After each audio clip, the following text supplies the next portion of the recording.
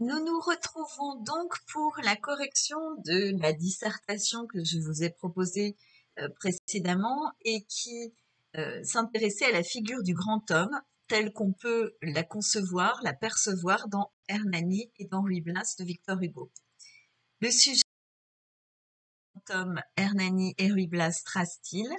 Et je vous propose donc en guise de correction un plan à peine détaillé, et plan qui n'a évidemment rien d'un modèle et qui est simplement un exemple de ce qui peut être fait. Tout d'abord, c'est un homme de la puissance, ce grand homme. Puissance d'action, c'est un homme courageux, c'est une force qui va, pour citer un vers ou un morceau de vers extrêmement célèbre de Victor Hugo. Et puis, c'est un homme de la puissance d'éloquence. Il maîtrise la rhétorique, il peut convaincre par les mots. C'est ensuite un homme de la rupture d'abord avec l'Ancien Régime, c'est-à-dire que c'est un homme qui va offrir au peuple une place de choix, qu'il en soit ou non issu. Il a fréquenté le peuple, ou il est du peuple, et donc il le considère dans la constitution qu'il met en place.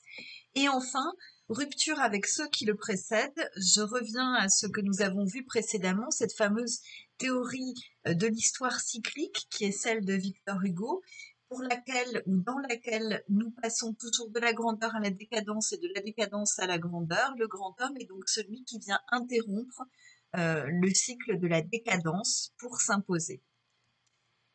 Et c'est enfin un homme de cœur, un homme animé tout d'abord par l'amour au sens large, l'amour évidemment d'une femme, mais qui, on peut le supposer si on fait une lecture politique des pièces, est une métonymie de l'amour au sens plus large, de l'amour de l'humanité. Et c'est un homme de l'hubris ou du dépassement de soi, c'est-à-dire un homme qui donne libre cours à ses propres envies, émotions, sensations.